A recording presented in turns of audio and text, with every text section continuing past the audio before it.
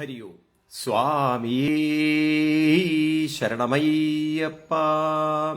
ശബരിമല ധർമ്മശാസ്താവിൻ്റെ അയ്യപ്പസ്വാമിയുടെ പാദങ്ങളിൽ എൻ്റെ സാഷ്ടാംഗ നമസ്കാരം. അയ്യപ്പസ്വാമിയുടെ ശക്തിയും മഹത്വവും തേജസ്സും ഇന്ന് നാം ഓരോരുത്തരും പ്രത്യക്ഷമായി കാണുകയാണ് കേരളത്തിലെ രാഷ്ട്രീയ സംഭവവികാസങ്ങളിലൂടെ. അയ്യപ്പസ്വാമിയുടെ മഹത്വവും ശക്തിയും ലോകത്തെമ്പാടും എത്തിക്കുവാൻ നമ്മൾ ഓരോരുത്തരും നിയുക്തരാണ്. ഞാൻ ഇനി പറയാൻ പോകുന്ന കാര്യം നിങ്ങളെല്ലാവരും ഏറ്റെടുക്കണം, പ്രചരിപ്പിക്കണം. വേണ്ട രീതിയിൽ നമുക്കത് പൂർണ്ണതയോടെ അത് വൻ വിജയമാക്കി തീർക്കണം.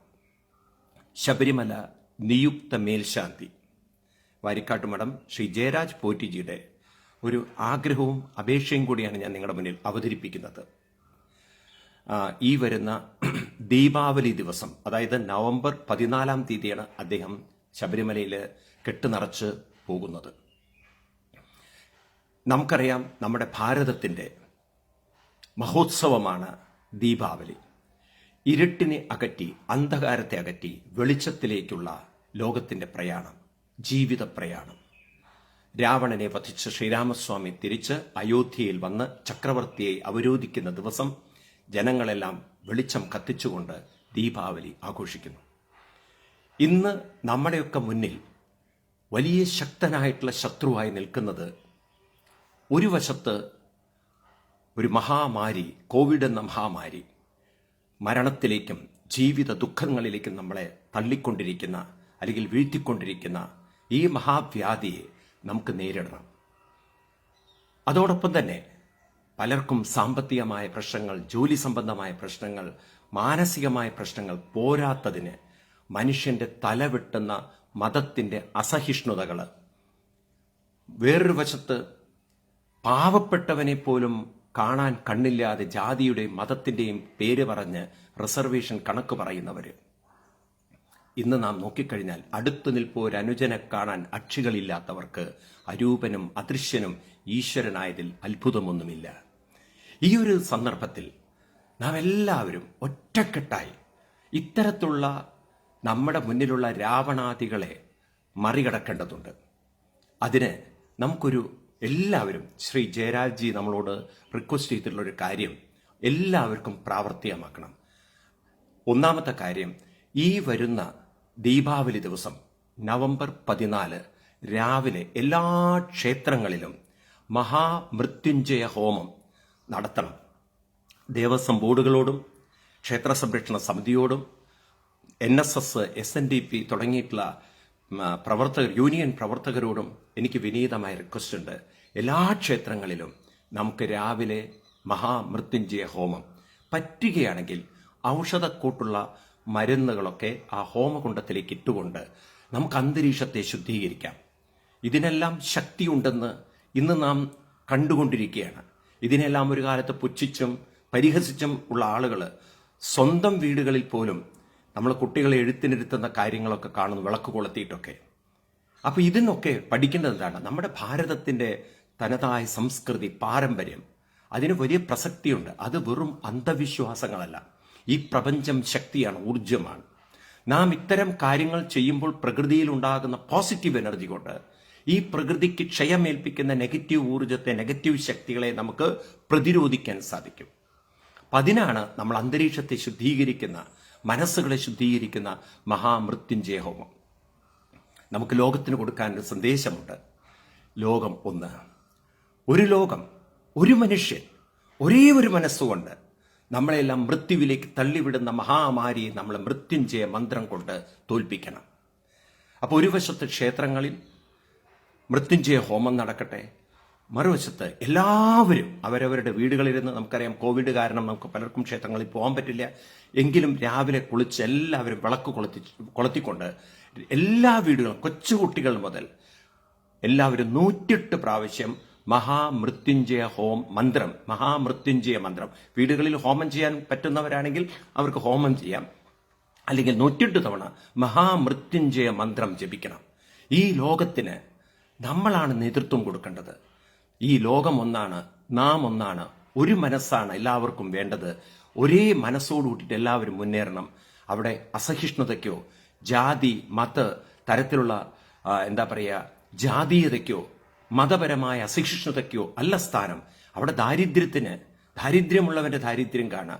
അതുപോലെ തന്നെ എന്തെല്ലാം തരത്തിൽ നമ്മളെ മതപരമായി അപഹസിച്ചാലും നമുക്ക് പറഞ്ഞ് മനസ്സിലാക്കി കൊടുക്കാൻ സാധിക്കുക. തലവെട്ടുന്ന തരത്തിലുള്ള നീച പ്രവർത്തികളല്ല നമുക്ക് വേണ്ടത്. നമുക്ക് പറഞ്ഞ് മനസ്സിലാക്കി കൊടുത്ത് അതിന്റെ സത്യം മനസ്സിലാക്കി കൊടുക്കാൻ സാധിക്കുക. അതുപോലെ തന്നെ ഈ കോവിഡിനെ ഒറ്റക്കെട്ടായിട്ട് പല പ്രശ്നങ്ങളും പലർക്കുമുണ്ട്, എല്ലാവരും ഒറ്റക്കെട്ടായിട്ട് അതിനെ നേരിടുക. ഇതല്ലേ അതിനൊക്കെ ഒരു പരിഹാരം? അതിന് നേതൃത്വം കൊടുക്കേണ്ടത് ഭാരതമാണ്. കാരണം ഭാരതത്തിന്റെ സംസ്കാരത്തിനെ സർവേഷാം സ്വസ്തിർഭവതു, സർവേഷാം ശാന്തിർഭവതു, സർവേഷാം പൂർണ്ണം ഭവതു, സർവേഷാം എല്ലാവർക്കും മംഗളമുണ്ടാവട്ടെ, എല്ലാവർക്കും ശ്രേയസ് ഉണ്ടാവട്ടെ എന്ന് ചിന്തിക്കാൻ സാധിക്കുള്ളൂ. ലോക സമസ്ത സുഖിനോ ഭവൻ, സമസ്ത ലോകത്തിനും സുഖമുണ്ടാവട്ടെ, എല്ലാവരും ഒന്നാണെന്ന് പഠിപ്പിക്കാൻ നമുക്കേ സാധിക്കുള്ളൂ. അതുകൊണ്ട് ഈ വരുന്ന നവംബർ 14 ദീപാവലി ദിവസം നമുക്ക് നിയുക്ത ശബരിമല മേൽശാന്തി ശ്രീ ജയരാജിയോടൊപ്പം അദ്ദേഹത്തിന്റെ വീട്ടില്, അദ്ദേഹത്തിന്റെ കുലക്ഷേത്രത്തില് അദ്ദേഹം മഹാമൃത്യുഞ്ജയ ഹോമം ചെയ്യുന്നുണ്ട്, ലോകത്തിന്റെ എല്ലാം ശാന്തിക്ക് വേണ്ടിയിട്ട്. അതുപോലെ ഞാൻ ഈ കാര്യം ശബരിമല തന്ത്രി ശ്രീ രാജീവ് കണ്ഠരോട് സംസാരിക്കേണ്ടായി. അദ്ദേഹം രാജീവ്ജിയും അത് സമ്മതിച്ചിട്ടുണ്ട്. അങ്ങനെ എല്ലാവരും ഒന്നിച്ചു ചേർന്ന് ഒട്ടനവധി ആചാര്യന്മാരെ ഈ ഒരു ആശയത്തെ സ്വീകരിച്ചിട്ടുണ്ട്. കാരണം ശബരിമല മേൽശാന്തിയായിട്ട് അവരോധിക്കപ്പെട്ട ശ്രീ ജയരാജി നമ്മുടെയൊക്കെ അയ്യപ്പന്റെ ആചാര്യനായിട്ട് അവിടെ എത്തുമ്പോൾ നമുക്കെല്ലാവർക്കും ശ്രേയസ്സിന് വേണ്ടിയിട്ട്, നമുക്കെല്ലാവർക്കും നന്മയ്ക്ക് വേണ്ടിയിട്ട്, മംഗളത്തിന് വേണ്ടിയിട്ട് ഒരു മഹത്കർമ്മം ചെയ്യുമ്പോൾ അതിന്റെ ഭാഗഭാക്കായി തീരേണ്ടത് നമ്മുടെ ഓരോരുത്തരുടെയും കർത്തവ്യമാണ്, ഉത്തരവാദിത്വമാണ്. ഇത് ഞാൻ നിങ്ങളുടെ മുന്നിൽ സമർപ്പിക്കുന്നു. അതുകൊണ്ട് നിങ്ങളെല്ലാവരും ഇതിനെക്കുറിച്ച് നവംബർ 14 രാവിലെ മൃത്യുഞ്ജയ ഹോമം ക്ഷേത്രങ്ങളിലും ഓം ത്രയംബകം യജാമഹേ സുഗന്ധിം പുഷ്ടിവർദ്ധനം ഊർവാരുകമിവ ബന്ധനാൽ മൃത്യോർ മുക്ഷീയമാമൃതാത് എന്ന മന്ത്രം നമ്മുടെ ചുണ്ടുകളിലും ജപിച്ചുകൊണ്ട് വീട്ടിലെല്ലാവരും ഒന്നിച്ചു ചൊല്ലുമ്പോൾ അതിനൊരു വലിയ ശക്തിയാണ്. 108 പ്രാവശ്യം എല്ലാവരും ഒന്ന് ഒരുമിച്ച് അങ്ങനെ ചൊല്ലുക. ഓം ത്രയംബകം യജാമഹേ സുഗന്ധിം പുഷ്ടിവർദ്ധനം ഊർവാരുകമിവ ബന്ധനാത് മൃത്യോർമുക്ഷീയമാമൃതാത്. ഓം ത്രയംബകം യജാമഹേ സുഗന്ധിം പുഷ്ടിവർദ്ധനം ഊർവാരുകമിവ ബന്ധനാത് മൃത്യോർമുക്ഷീയമാമൃതാത്. ഞങ്ങളെ എപ്രകാരമാണോ ഒരു ഊർവാരുകം എന്ന് പറഞ്ഞാൽ കുക്കുമ്പോൾ വെള്ളരിക്ക, നല്ല മൂത്ത വെള്ളരിക്ക, അത് അതിന്റെ കണ്ണിയിൽ നിന്ന് മൂത്തു കഴിഞ്ഞാൽ സ്വയം വിട്ടുപോകുന്നത്, ഇതുപോലെ ഈ മഹാമൃത്യുവിനെ വിതയ്ക്കുന്ന, ജീവിതത്തെ മുഴുവൻ തളർത്തുന്ന ഞങ്ങളുടെ മാനസിക വ്യഥകളിൽ നിന്നും പ്രകൃതിയിലുണ്ടാക്കുന്ന മഹാമാരിയിൽ നിന്നും ഞങ്ങളുടെ മനസ്സിനെ അമൃതത്വത്തിലേക്ക്, വെളിച്ചത്തിലേക്ക് ഉയർത്തിയാലും, മൃത്യുവിൽ നിന്ന് വേർപ്പെടുത്തി ഞങ്ങളെ അമൃതത്വത്തിലേക്ക് നയിച്ചാലും ജീവിതം ഞങ്ങളുടെ എല്ലാം സുഗന്ധപൂരിതമാവണേ എന്ന് നമ്മൾ മനസ്സിൽ ഭാവന ചെയ്തുകൊണ്ട്, സങ്കല്പിച്ചുകൊണ്ട് ഈ മന്ത്രം ജപിക്കുക. അതുകൊണ്ട് നിങ്ങളെല്ലാവരും ഫ്ലയർ ഉണ്ടാക്കണം, എല്ലാവരും ഇതിനെക്കുറിച്ചുള്ള വീഡിയോ ഉണ്ടാക്കി പോസ്റ്റ് ചെയ്യണം. കാരണം കൂടുതൽ ആളുകളിലേക്ക് എത്തിച്ചുകൊണ്ട് നമുക്കെല്ലാവർക്കും വരുന്ന നവംബർ 14 രാവിലെ ഈ ദീപാവലി ദിവസം നമുക്ക് ഒരു 7 മണിക്കോ മുമ്പായിട്ട് നിങ്ങളുടെ കൺവീനിയൻസിനനുസരിച്ച് നിങ്ങൾക്ക് ചൊല്ലാം. കുടുംബത്തിലെല്ലാവരും ഒന്നിച്ചിരുന്നുകൊണ്ട് മഹാമൃത്യുഞ്ജയ മന്ത്രം ജപിക്കുക.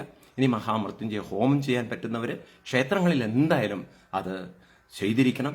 ഇങ്ങനെ നമുക്ക് എല്ലാവർക്കും ആ അയ്യപ്പസ്വാമിയുടെ മഹത്വവും ചരിതവും ശക്തിയും ഇനിയും ലോകത്തെമ്പാടും എത്തിക്കൊണ്ട് ഒരു ലോകം, ഒരു മനുഷ്യൻ, ഒരു മനസ്സ്, ഒരു ആത്മാവ്, ഈ ഒരു സത്യത്തിലേക്ക് എത്തിക്കാൻ സാധിക്കട്ടെ. ഭാരത ഋഷിവര്യന്മാരുടെ ഈ സംസ്കൃതി നമുക്ക് എത്തിക്കാൻ സാധിക്കട്ടെ. അസതോമ സദ്ഗമയ, തമസോമ ജ്യോതിർഗമയ, മൃത്യോർമ അമൃതം ഗമയ. നമുക്ക് ഇരുട്ടിൽ നിന്നും വെളിച്ചത്തിലേക്ക് വരാം, നമുക്ക് മൃത്യുവിൽ നിന്നും അമൃതത്വത്തിലേക്ക് വരാം. ഓം ശാന്തി ശാന്തി ശാന്തി.